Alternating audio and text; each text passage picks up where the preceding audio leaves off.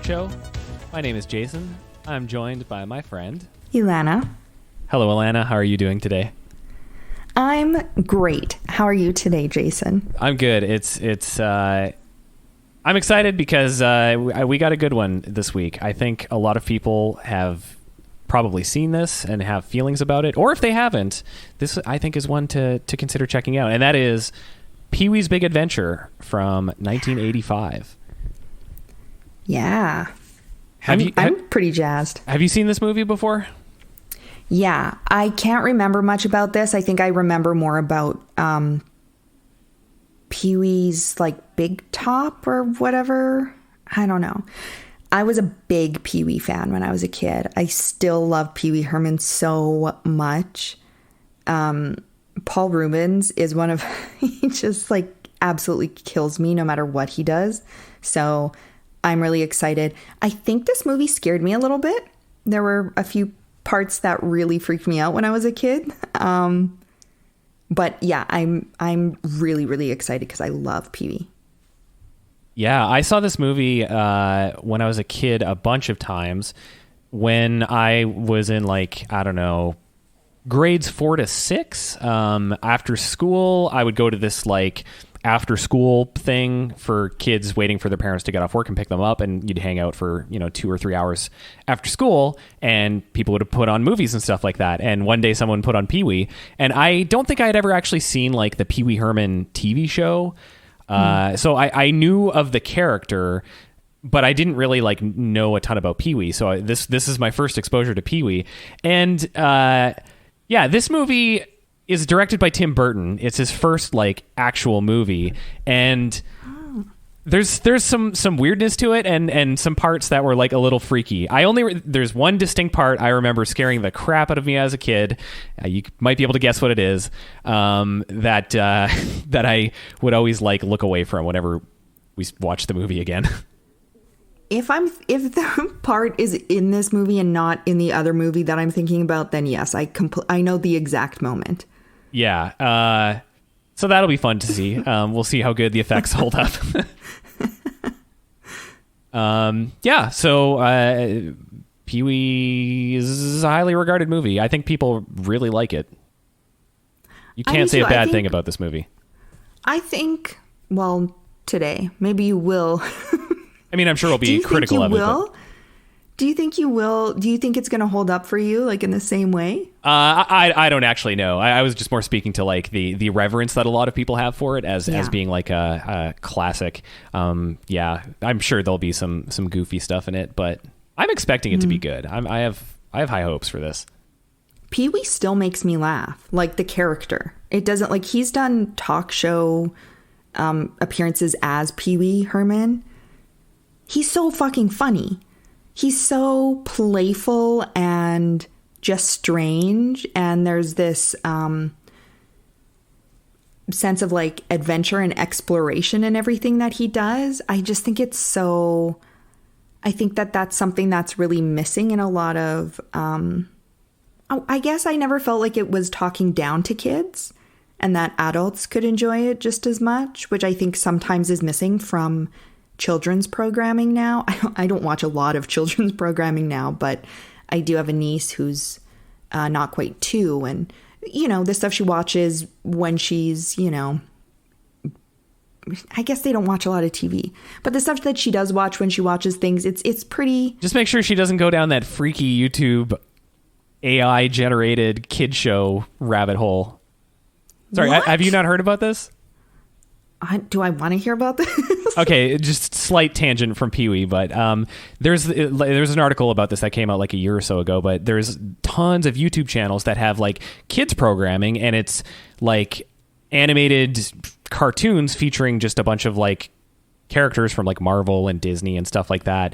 But they're all weird. They're just made by random people, and they put them on these channels, and they get tons of views because YouTube will just kind of auto scroll through videos. So people started actually looking at these videos, and they're what are our children watching? And they're all weird, surreal things where the Joker comes in and kidnaps Elsa and screams, and it's horribly animated and freaky.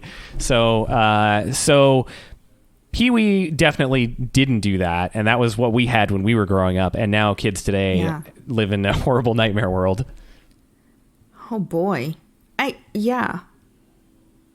How did I'm curious. I wonder how Pee-wee did shape some of us.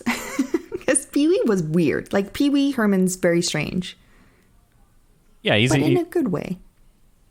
Yeah, he's kind of like, I don't know. I don't know the character of Pee-wee all that well, because I'm pretty sure it was just this movie that I would have gleaned it from. And maybe like the odd, he was on TV or something like that. But, he's a good-natured guy who, he's not out to hurt anyone. He's just wacky. Yeah. He's so sweet to his neighbors. But I feel very defensive about Pee-wee Herman, because so many people are like, didn't he molested kids? And I'm like, no. People, for some reason, have this narrative in their head that he, hurt children, which isn't the case. He was, I think, charged or something for jacking it in a pornographic film theater. But he people for some reason think he is like a dangerous creep. And so that makes me very sad for him, because Pee-wee's so great. If people are listening to this right now and they're like, ew, I'm going to turn this off, Pee-wee's a horrible. No, Pee-wee's great, and you should support Pee-wee. Yeah, I stand with Pee-wee. I don't actually know the concrete details there, but I remember that being a big thing about, I guess, Paul Rubens, but it was about Pee-wee Herman. Pee-wee Herman, did some stuff, indecent exposure. Yeah. But yeah, my understanding is he was in a grown-up theater doing grown-up theater things, and apparently got in some trouble for it. I mean, personally, I'm like, ugh, that's kind of gross. But, he's been vilified, this poor man. He had his bike stolen. When I say Pee-wee Herman was watching pornography in public, that sounds really not. It's upsetting. But I guarantee you, everybody, because that was a thing that was in the culture at the time. People knew the story, and I guarantee you, everybody, when they heard this news, that's what they were picturing was Pee-wee Herman. They weren't thinking about Paul Rubens, the guy in a pair of jeans and a T-shirt. They were picturing Pee-wee in his suit. Yeah, making Pee-wee sound. Ew, let's stop. Let's go watch the movie now. Okay. All right. Great. We're going to go watch Pee-wee's Big Adventure and then come back and talk about it. We'll see you then. And we're back from watching Pee-wee's Big Adventure. Ilana, what did you think of Pee-wee's Big Adventure? I loved Pee-wee's Big Adventure. I loved it just as much as I thought I would, or hoped I would. What did you think? I was pretty impressed with how well this holds up. It's been a long time since I've seen it. Lots of parts were coming back to me throughout. I think what I appreciated most about it is that it's I guess the first Tim Burton movie, and so you kind of get that Tim Burton-ness in its early stages before it kind of all got really boring around 2005 or so. Oh boy, I feel bad for Tim Burton. I actually Googled, why does everyone hate Tim Burton now? Because he used to be just the creme de la creme for a while for a lot of people. And then people really like to shit on him. I feel a little bit bad for him, but I don't know. We don't need to get into that argument, but I agree. This is great. But this is this is peak Tim Burton. The classic first album. I would argue Edward Scissorhands and Beetlejuice are peak. Yeah, no, I think you're right there. Mm-hmm. So this movie is definitely an adventure.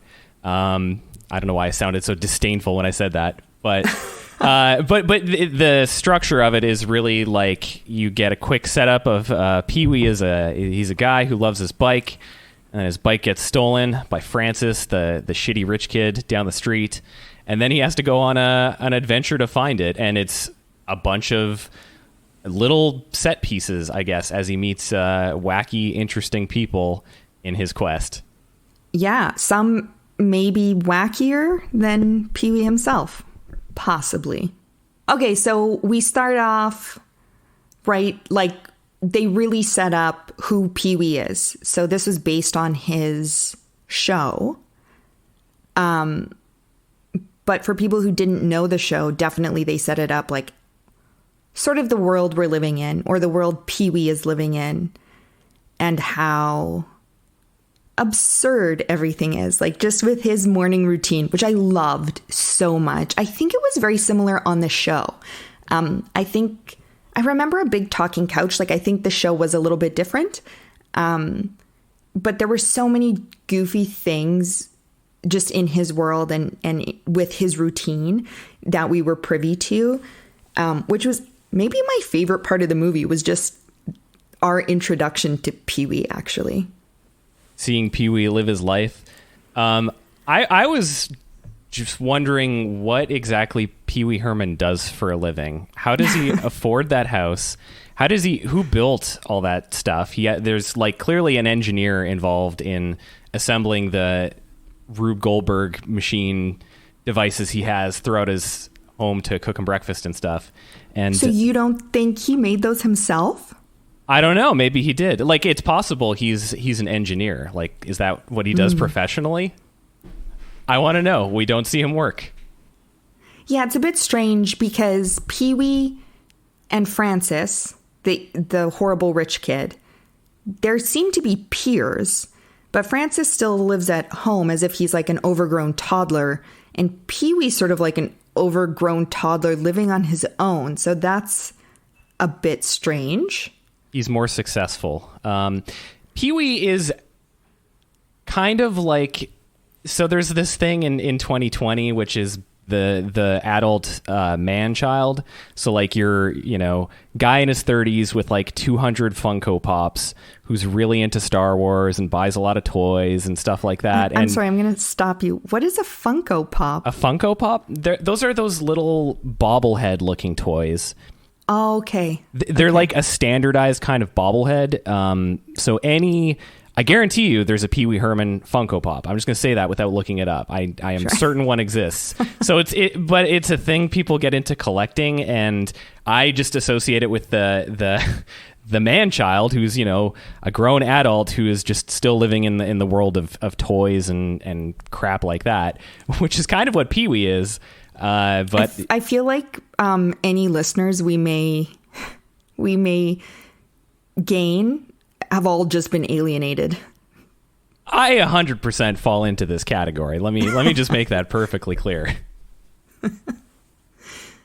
Yeah, I agree. He's definitely he's a man child. So they set it up. He's got his he does weird things too. The part that made me laugh really hard, but was also very confusing, was when he brushed his teeth with his giant toothbrush, which was kind of, at first I was like, why are these items so big? But then I sometimes look at my niece, who's not quite 2 years old, and she'll be drinking out of a water bottle, and the water bottle is half the length of her body. So I was like, is this sort of... you think he does it to try and make himself feel like a child? I don't know, maybe. Like, I don't know. There's space for a really dark look at Pee-wee. Just like, what is Pee-wee running away from? But he's doing bits. Like, that's Pee-wee's thing, is like, he's at home alone and he's brushing his teeth with a giant toothbrush, which is probably doing a really bad job. He's sacrificing his oral hygiene for a bit that no one's going to see. It's just for Pee-wee. Well, and then he uses Scotch tape and he tapes his face up. Like he starts to leave the bathroom and then he looks back like he forgot something. And then he does that. And I'm wondering, is that part of his daily routine? Like, is it like a facial muscle exercise that he saw someplace on his travels? It's interesting. He's just having fun. So Pee-wee's amusing himself. And then you're talking about his gadgets. So we go out into his yard, and this very elaborate contraption reveals a secret door that houses his bike, which is really the holy grail, I guess, of bikes, it sounds like. I don't know much about bicycles myself. I do know, like, for children, bicycles are big. People, I'm going to say bicycle because bike to me sounds like a motorcycle.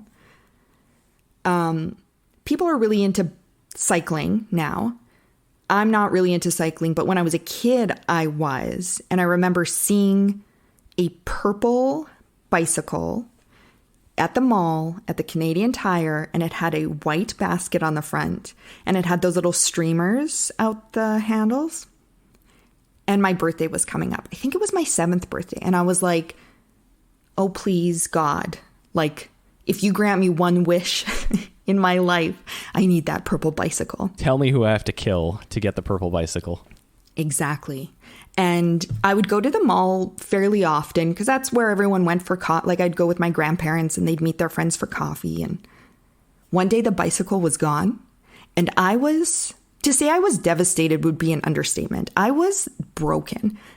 And then on my birthday, they revealed that they were the ones who purchased the purple bicycle for me. So it was mine.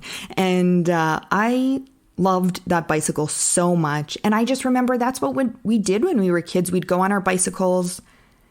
We had this area at the end of the street called the Jumps. Ooh. There were some very small hills.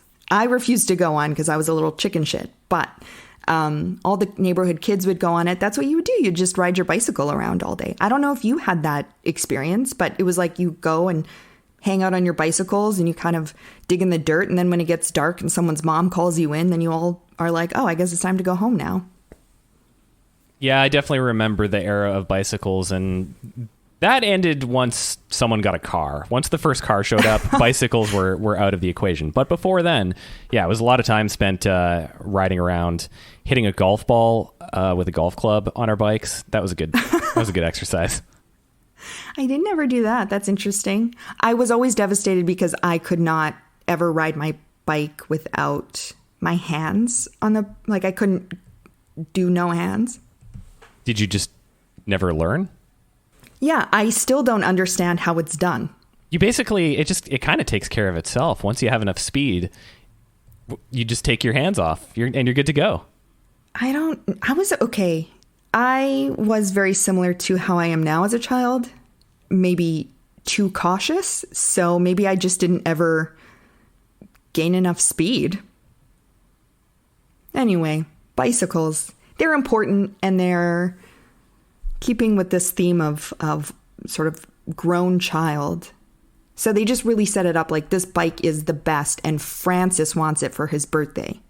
Yeah, pretty obvious foreshadowing for what's going to happen there.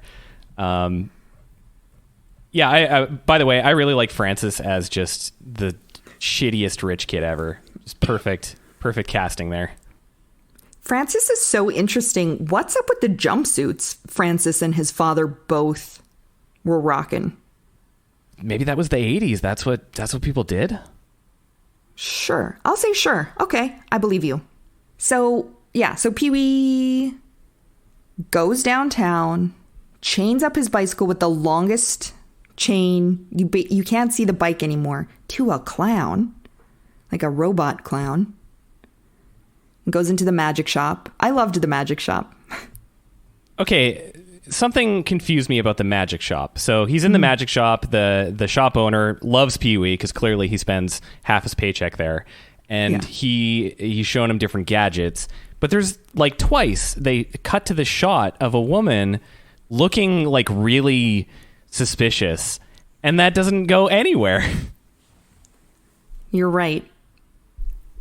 I feel like there was so much happening in this movie that I clocked that as it was happening. And then I totally forgot about her. Yeah, you're right. I was fully expecting that to pay off. Yeah, I wonder if there's a cut scene someplace with that woman. So then he goes out and his bike has been stolen. And I love the way, like at this point, the movie starts getting very Tim Burton-y in a good way. The way they show that clown that his bike was chained up to, and it's just like really evil looking, and they're, the way they zoom, frame it and stuff. That was great. So many scary clowns in this movie. So many people our age really hate clowns, and I think there were a lot of scary clowns in pop culture at the time. This movie, yeah, definitely.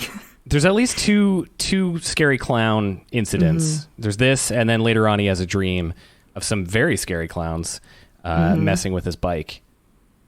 Yes. Yeah, they're all related to his bicycle as well.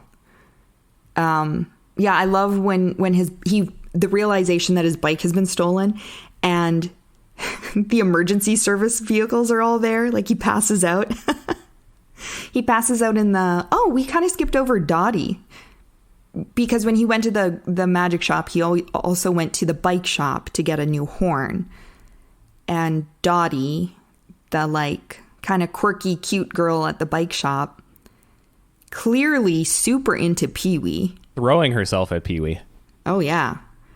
And him rejecting her.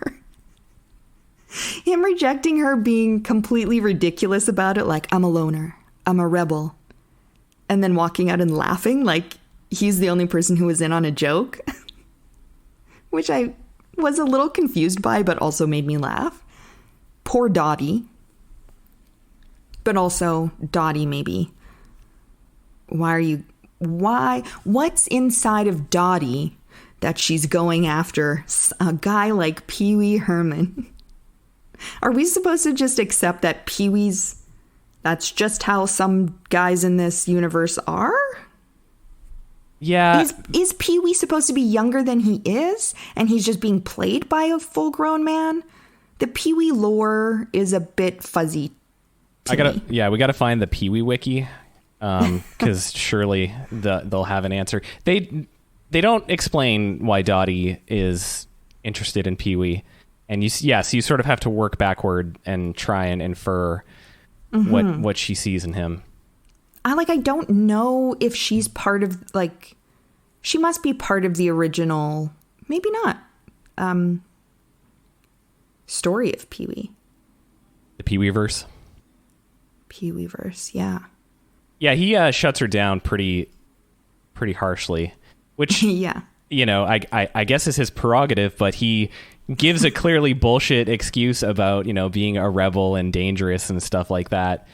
So I want to know what's going through Pee-wee's head. I want to know what this guy's all about. He did say some creepy things that were a little sinister when he was like, there are things about me you wouldn't like, things you wouldn't understand. You couldn't understand. You shouldn't understand. And I thought we were going to go there because I really didn't remember a lot about this movie. But we didn't. Then he just kind of giggled as he left.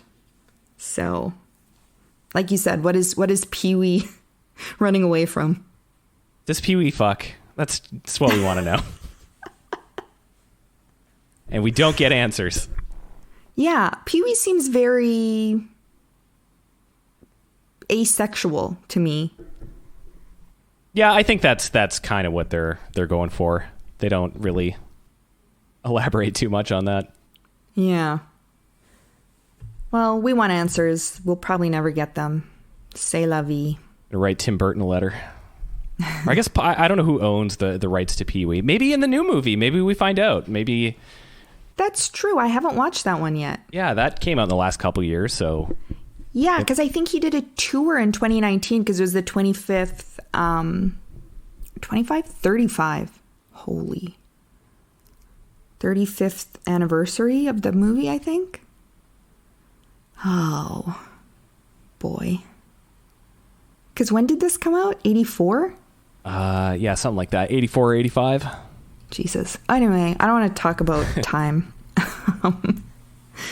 Yeah, also, I am pretty sure Pee-wee is supposed to be younger, and Paul Rubens is in his early 30s around the time they made this. So I don't want to know what Pee-wee looks like now. I don't think Pee-wee, like 60s Pee-wee, is something I want to see. I saw him on some talk shows a couple years ago, and like he still looks very Pee-wee-esque. Yeah. It wasn't like upsetting. It's still the same person, so there is a certain amount of continuity there, but they just look different. Yeah. So yeah, Pee-wee freaks out. The Apparently he thinks the Soviets were involved, according to one of the cops who's interviewing him. That goes nowhere either, but it was a funny line that they snuck in there. Yeah, and then I guess the next thing he does is he kind of holds that weird basement meeting to rally the troops. So before that, like, yeah, his bike gets stolen and he's talking to the cops, but then there's that bit afterwards where he's sitting outside the bike shop kind of like looking for his bike to turn up. Yeah. And he's just getting like harassed by, like, people aren't explicitly harassing him, but they're driving by, everybody's riding bikes, all these different kind of bikes, and he's like freaking out, having these, well, not freaking out, but he's having these emotional reactions to it. I thought that was quite fun. I did too. It was very like film noir-y in a way, just how it was shot. And the score, which also, by the way, great. So good. Danny Elfman. Mm-hmm. Classic Danny Elfman. Yeah. This also is the first like movie Danny Elfman did a score really? For. Yeah. So this is the starting point for every Tim Burton movie that came after, because like Danny Elfman did like pretty much every Tim Burton movie, I think, or he did a ton of them.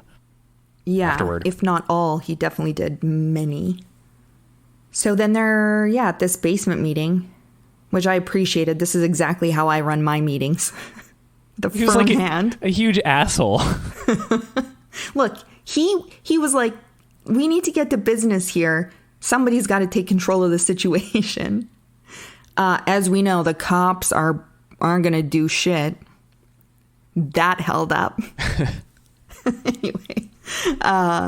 So yeah, I love the details that were in it. He was like, there are 200 and whatever pieces of evidence for this stolen bike. He pulls out a scale model of the mall. That was good. And he's pointing at it with this big stick. And he's like, Jupiter was aligned with Pluto.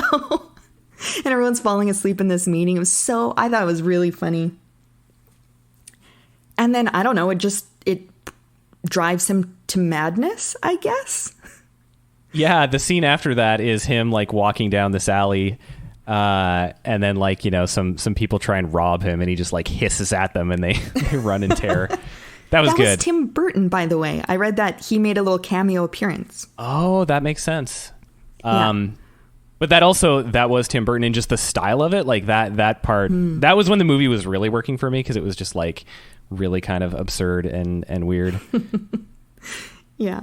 And then he goes to a fortune teller who gives him a bullshit story about his bike being in the Alamo, the basement of the Alamo.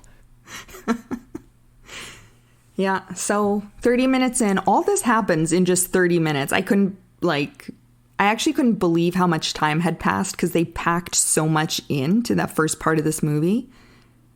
As much as I liked the rest of the movie, I really just enjoyed those first 30 minutes probably the most of anything else. Yeah, I agree with that. I think the movie starts off strong, and then we hit this point where the adventure begins, and he's on the road trying to find his bike. And at this point, it kind of starts to feel like an SNL movie where they've taken, and there's a lot of reasons for that, but they take a character who does like little sketches or something like that, and you try and build out a movie based on that to varying degrees of success. I think it works fairly well in this case, but what the adventure part ends up being is sort of a lot of different 5-minute scenes of him, you know, meeting a different person and getting into some shenanigans and then kind of going off to the next part. But it all flows together pretty well. So it works. But I would say by the end, the last like 15 minutes, I was like, I'm ready for the adventure to be over. Yeah, I wrote down that I actually was kind of exhausted by the end of it, and I'm a huge Pee-wee fan. I agree with you. That's interesting, like taking this character that maybe belongs in or works better in shorter chunks. There were some reviews of the movie actually that said like his show or his appearances, that's one thing and it's very funny, but the Pee-wee shtick gets a little bit old after a while, and it's hard to maintain the momentum of it. Which I guess having these other characters come in breaks it up a little bit, but I don't know. Anyway, so we're on this adventure. He goes hitchhiking, obviously, because he has no transportation. And he's doing bits. He's doing bits on the road. With his fake giant thumb that he puts on his real thumb while trying to hitch a ride. Yeah. And then he's got his little bag, his little like hobo sack. Yeah. On a stick. And I guess, the first encounter is Mickey. Mickey in the convertible, who was smoking hot. Oh, yeah? Smoking hot. But look, talking about bad boys, Mickey is clearly an escaped convict. He's got handcuffs on his hand, or one half of handcuffs, and tells him it's because he cut off the tag of a mattress. That was a good joke. This movie had a lot of like actual like good little jokes like that, and that was one of them, which when I saw this as a kid, did not understand. I had to ask my parents to explain that one to me, and they did, but they were also kind of confused as to the whole tag thing to begin with. Yeah. I really liked his whole adventure with Mickey, though. Like, when they come across, like, a police barricade, and Pee-wee's like, I have an idea, and they disguise themselves, which is one of many disguises in this, or a few anyway. And Pee-wee pretending to be his wife. And for some reason, the cop asks her to get out of the vehicle so he can just take a look at her. He just wants to get a look at those legs. Those Pee-wee legs. So they kind of become fast friends, and we know that Mickey's probably not going to hurt Pee-wee. Mickey gives Lady Pee-wee a look that was a little concerning for a second there. He's like, all right. Yeah, well, yes. For a while, I thought maybe he was going to like force Pee-wee to stay in lady mode. Oh, God. The movie just gets really dark. Yeah, and they'd be on the run, and Pee-wee would be his like strange, kidnapped lady. I don't know. He develops Stockholm syndrome. It ends with like a shootout. They're both like robbing a bank together. Yeah, he really does believe he is, this woman. It's a little Bonnie and Clyde-ish. Yeah. But that doesn't happen. The next shot is Pee-wee driving at night. And there's all these signs, these like twisted, windy signs, like twisted road ahead, falling rocks fall, and Pee-wee drives off a cliff. But don't worry, they fall for a very long time, so they have time to sort things and pop the top of the convertible up, which, as we know, a cloth top convertible is very strong enough to safely land your car if you drive it off a cliff. I was surprised that Mickey got so mad because Pee-wee landed the car just fine. They were okay, but he just cuts him loose. Mm-hmm. He just kicks him out right then and there. Look, maybe Mickey knows he can't handle his temper and was like, kid, if you don't get out of here, I'm going to take that knife and it's going to be you. If Mickey doesn't want to get in car accidents or drive off cliffs, he should do some of the fucking driving. That's all I'm saying. Oh boy. Yeah. Accountability, right? Do your part, Mickey. Yeah. So then the most distressing part of this movie, I think, for both of us, we talked about this, but we didn't really talk about it, but we both knew what we were saying. Large Marge. I love Large Marge. She's great. Do you love Large Marge? Yeah, in hindsight, now Large Marge is my favorite character. But what? But yeah, so she picks Pee-wee up and tells him a ghost story about, it was 10 years ago tonight that this horrible accident happened, and I believe it was a couple that died. And then basically looks at Pee-wee and does a horrible, scary face that definitely looks like it would fit in with Beetlejuice. It's got that whole style, which I was not expecting as a kid and scared the shit out of me. And every time we would watch this movie, I knew that part was coming, and I would just sort of like turn my head and plug my ears for that moment, and then it would all be okay. that surprisingly didn't scare me this time. Like, I was expecting to have the same reaction as I did when I was a kid. So I actually went pee before the scene. I paused the movie because I was so nervous that it would really upset me. Marge upset me just as much as she used to, but for different reasons. That story she told was very, very dark and very upsetting.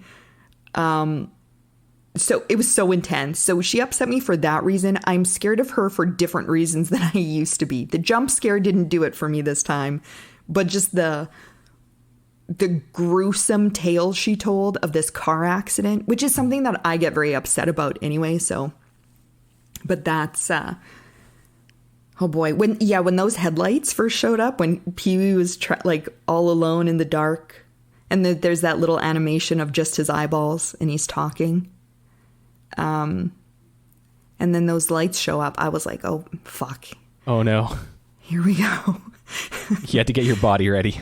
Yeah, I did.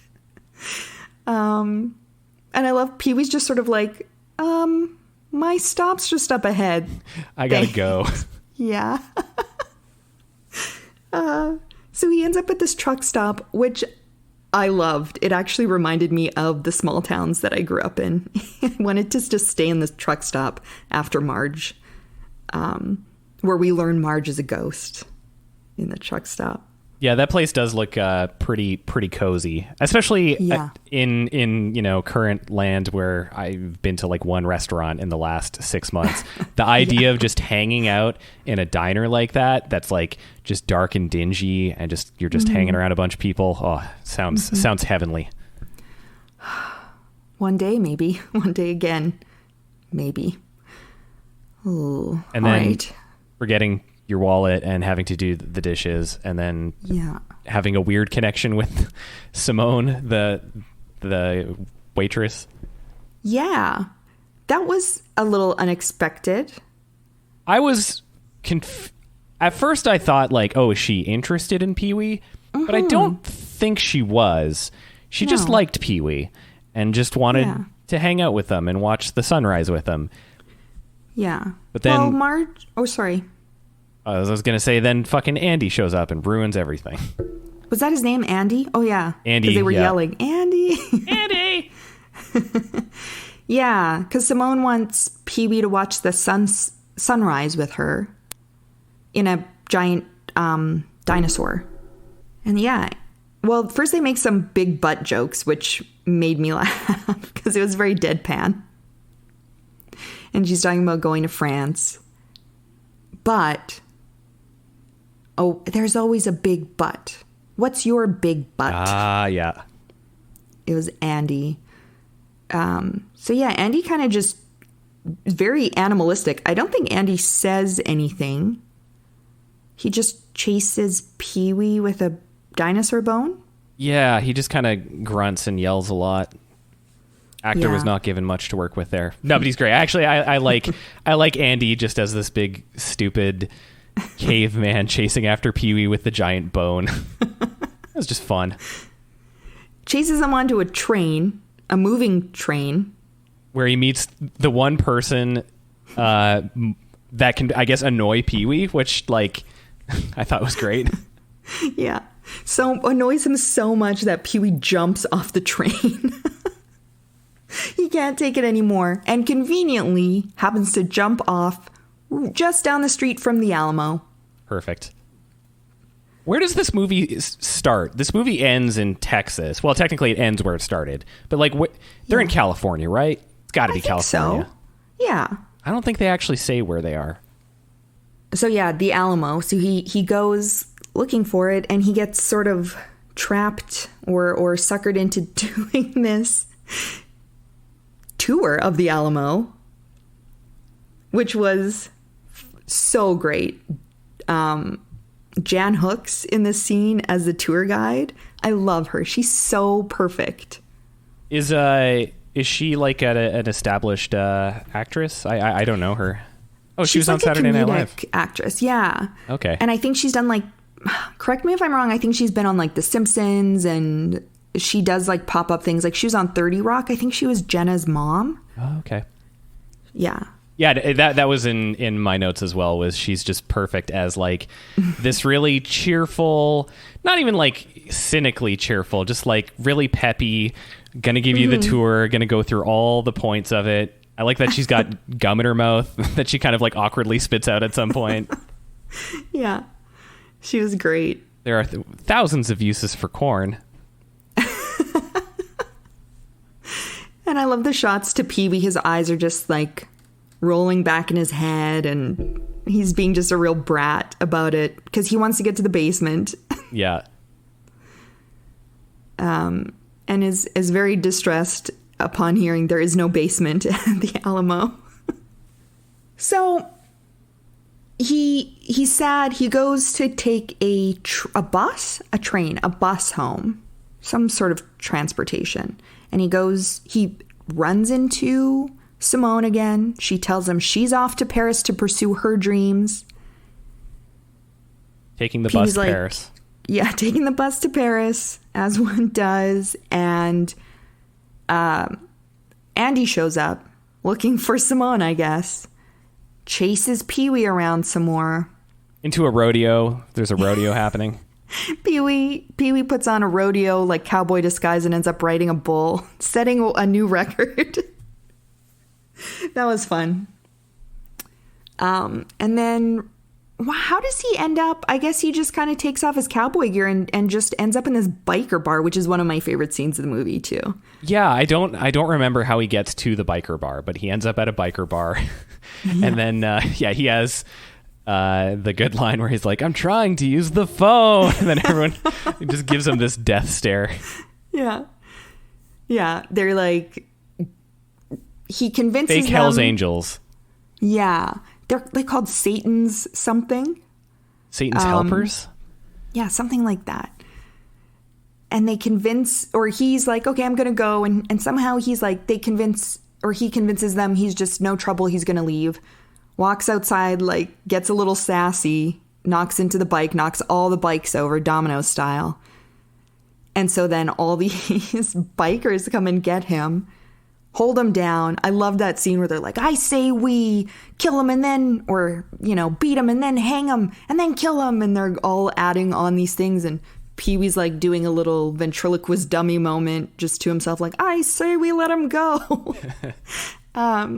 So good. And then Elvira shows up. I forgot that Cassandra Peterson. Cassandra Peterson, who is Elvira, was like the kind of mother of the biker gang. I didn't know that was Elvira. Yeah. She looks very different out of her Elvira get up. One time a guy came into the coffee shop I was working at and was like, okay, first of all, he was so hot. He kind of looked like Mickey a little bit, actually. And I kind of got those vibes. Like, was this a dream you had last night? He came in and he was like, "Okay, you seem really young." I don't think I was that much younger than him. People just think I'm younger than I am because I don't behave like a grown woman, I guess. And he was like, you might be too young for this, but do you remember Elvira? And I was like, "Yeah, of course I remember Elvira." And he's like, "You kind of look like her." And I was like, this is my dream man right here. I was like, are you kidding me? That's the best thing anyone's told me in years. So that made me very excited. That guy knew what he was doing. Oh, yeah. He knew how to lay it on. And he bought his coffee and I never saw him again. So, so yeah, they're going to kill him. And he says... And Elvira wanted to fuck Pee-wee. That was like her idea, right? It's like, I say, let me have a minute with him and then you kill him. I didn't pick up on that. Oh, yeah, definitely. All these women just can't control themselves around this. He looks like a ventriloquist dummy. Look, guys, it pays to be the sensitive guy in the end. I think all these bikers, these cowboys, these cyclists that these women are encountering. Just be yourself. Be the sensitive one. The ladies love it. Maybe she knew he could dance. She just could sense that this is a man woman can that tell. can dance. Yeah. Yeah, he asks them for his last, what did he call it? His last rites or his last... A final request. Right. Which So I don't know maybe if that's technically a thing. If you can... I have a final request. I would like to leave. People listening, if you're ever confronted by a biker gang... Trick the biker gang Put in your... with this one weird trick. Yeah. So he puts money in the jukebox. He requests the platform high-heeled shoes of the cook. Yeah, that was very confusing. I didn't have enough time to dive into that, but I might later because Do you think there's a reason? There's nothing to it. I'm sure there's no reason. I'm sure it was just what if we put this guy on these ridiculous shoes? I mean, he goes to the guy and says something to him, and the guy's like, "Oh yeah, okay, sure," So they kind of the way they set it up. I think it's supposed to just be a goofy gag that he has those bizarre shoes to begin with. But yeah, they're thick platform heels. Yeah, absurd. I guess it's just the movie. It's just unexplainable absurdity. And so he dances to Tequila, which placates the bike gang. And they're like, you know what, buddy? They love it. You're all right. Dads love this dance. Is that true? They'll fucking pull this Pee-wee tequila dance out at a wedding. Oh, yeah. I love it too. I think, is this for me, this is the most iconic scene in this entire movie. When we were kids, we thought it was hilarious. And when our dad would sing it, we thought it was funny. But I think just seeing our dad sing, because do you remember I Feel Like Chicken Tonight, those commercials? Oh, yeah. Yeah. Our dad sang that at one of my sister's parties because he was like, what's for dinner? And obviously chicken. And he sang it. And the little girls around the table were in probably 5 or 6 year old girls were just in hysterics over him singing this. So wow. I remember him singing Tequila and doing the dance just to make us laugh. So I don't know. Maybe it was just my dad. I feel like it's kind of a universal dad thing, though. My dad has never done the tequila dance, but it's not to say there isn't time. Next time I see him, I'll show him this clip and be like, Dad, you need to do this for me. You two should go out. The next time you can go to a restaurant. Fight some bikers. Yeah. Piss them off. Find a bike bar. Do bike bars exist anymore? Remember the White Wolf? I never went to that one. I worked there. Really? Mm-hmm. I don't know the bar scene in our hometown because You left. I moved when I was 17 and then I came to the city and had no reason to be in any of those places. I think that's a great move that you made. But I will say I had some good times at that White Wolf bar. It was an education, let's say that. So anyway, moving on. He calms down all these bikers and they're like, hey man, here's a bike for you. Here, you can get home on this. And then he just face plants immediately into the sign. Yeah, that was good. That was solid joke. Solid. So good. So funny. And then we're just immediately confronted with horrifying clowns again. Just after that. Yeah. Horrifying clowns and weird angled sideways Beetlejuice style doors that they're all walking through. Yeah. And they're performing surgery on his bicycle. I did hate that moment where the doctor took down his mask, which right now everyone's wearing a mask, and he had creepy clown mouth painted on. Ooh. Which now, when I go outside, I'm just going to have to assume everybody has creepy clown mouth underneath their mask. Yeah. I think that's probably the safest. You have to assume the worst. Approach. Yeah. Prepare for the worst, hope for the best. Yeah. Oh. Then he wakes up. He wakes up in the hospital and sees on TV that his bike is going to be in a TV show for some reason.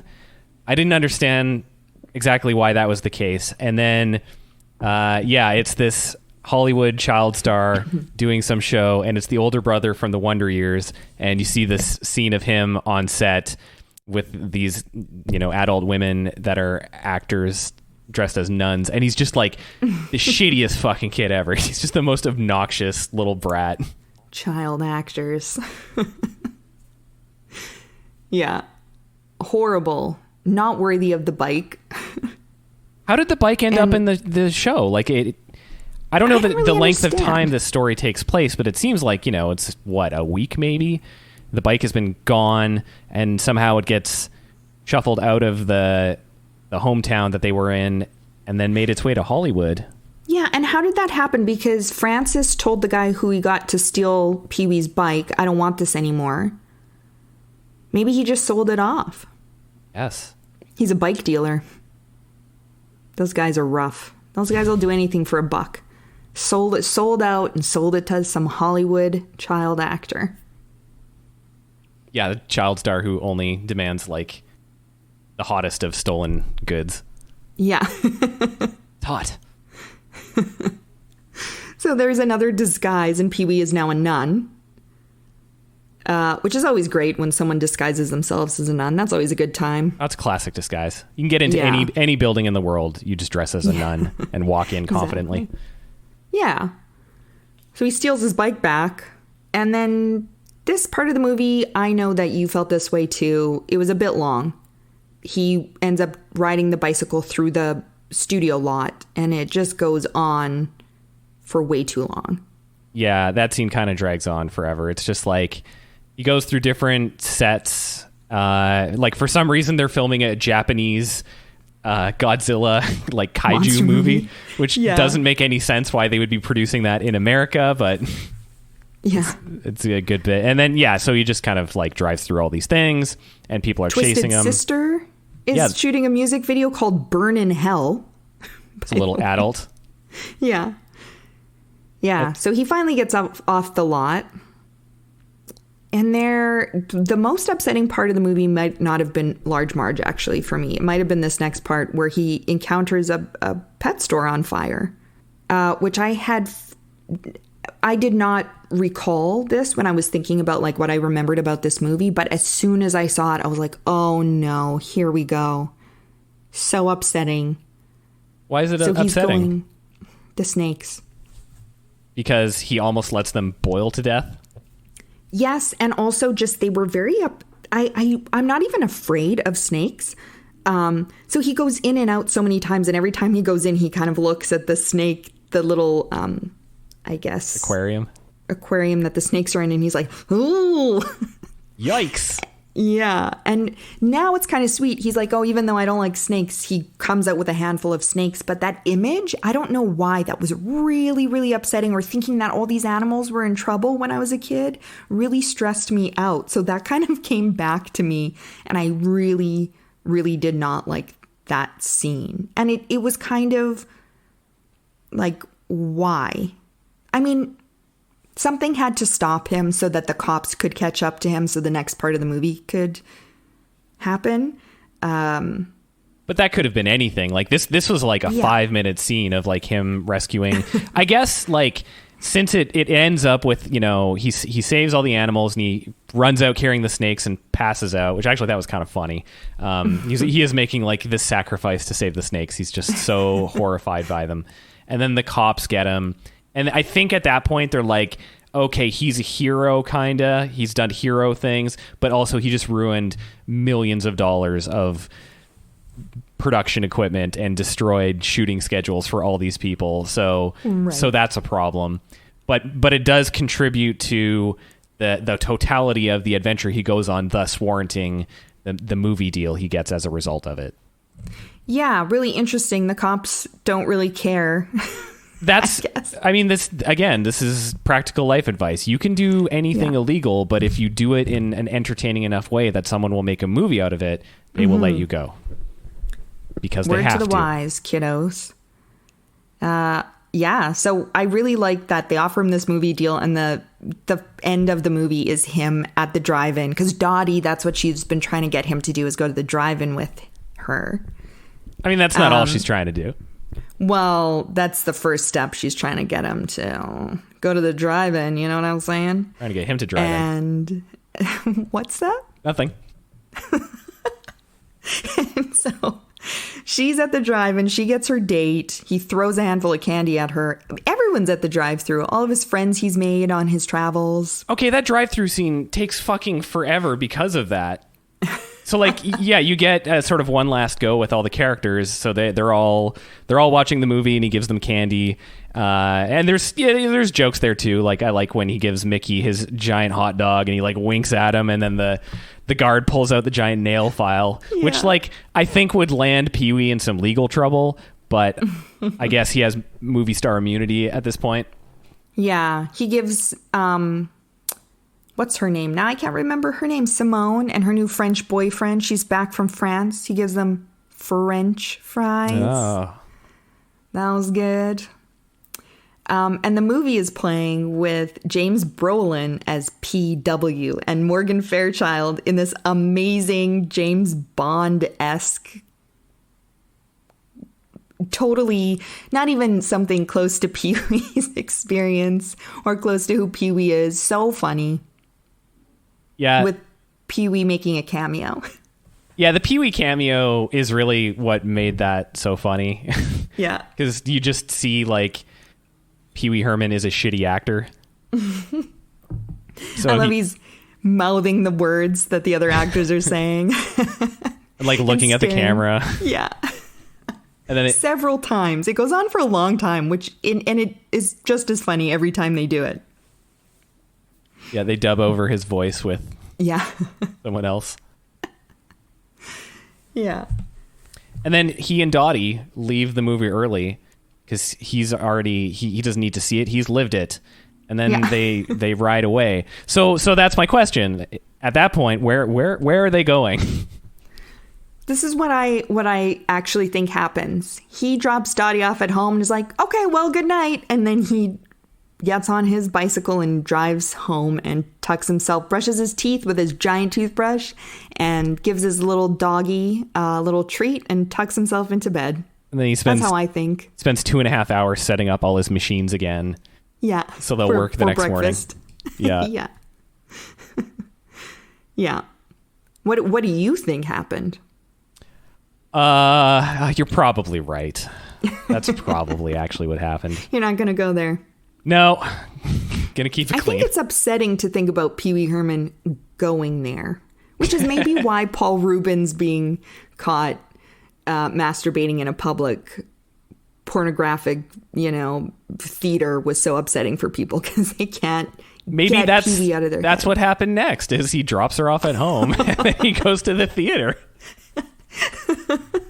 He's like, this drive-in's for losers. He's like, I haven't been able to get to this theater for 2 weeks because I've been looking for my goddamn bike. I just got a lot of tension inside right now.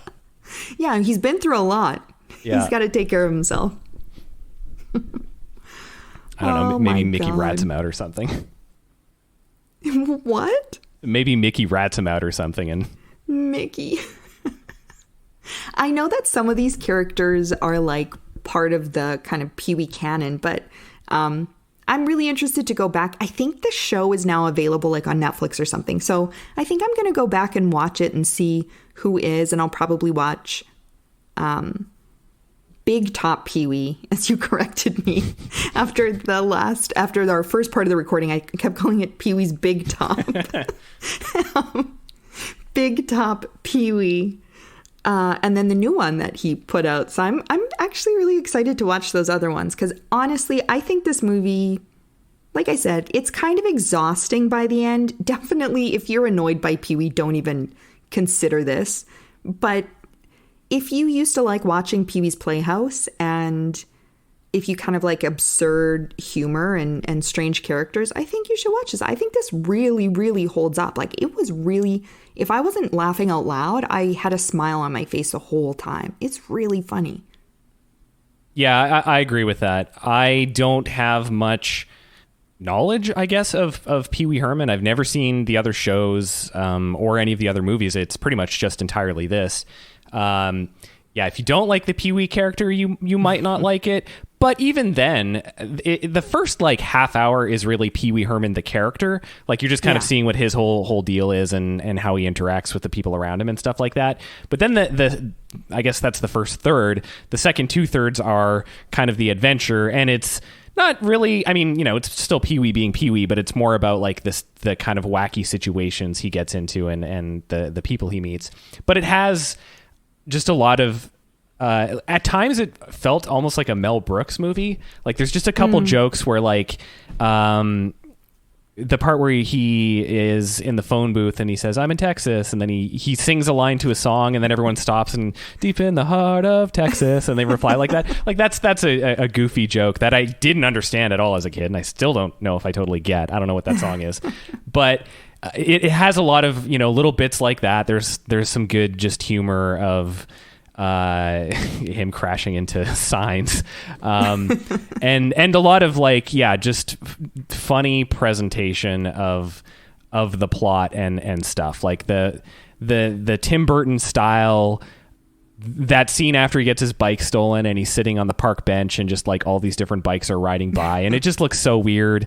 But it's very absurd. Like it really is an absurd movie with a pretty stupid premise. Not stupid, but like there's not much to it. It's just like guy's bike gets stolen and then they just kind of build it out from that. I read that this was a parody of, I think, an Italian movie. I did not look into it, but that would be interesting to watch that movie. The Bicycle Thief. 1948 Italian classic, The Bicycle Thief. A parody or farce version. This is what Wikipedia says. Yeah. So I'd be interested to go back and watch that too and see in what ways the movie was inspired by that. I think The Bicycle Thief, I actually watched that. I took a film studies class in university, and we watched that at one point. And it's not, I don't think that movie's funny because I think it's about like a poor guy whose bike gets stolen and he like needs it to support his family and stuff. Whereas Pee Wee's like the opposite of that. He has no responsibilities other than his dog. Yeah, and who's staying with Dottie. Yeah, he just pawns the dog off on Dottie whenever. Yeah. No responsibility. Yeah. But fun. Lots of fun. And also, like, if you're a Tim Burton fan or haven't seen his older work, like if you're a young person who's, only familiar with him from his more recent stuff, I would say, like, go watch older Tim Burton stuff and start with Pee Wee. Yeah, I agree with that. I have not thought about a Tim Burton movie in a non-cynical way in a long time. And watching this, I was like, yeah, Tim Burton, he is a good director. Like, he knows what he's doing. He has a style. I think the criticism is mostly just that his style kind of, he just did his style for a really long time and maybe got a little tiring. But with this movie, you see why he's one of the greats. Yeah, yeah. So definitely watch it unless you don't like Pee Wee Herman, in which case you probably haven't listened to this podcast. So just watch it. Go watch Pee Wee Herman. Yeah.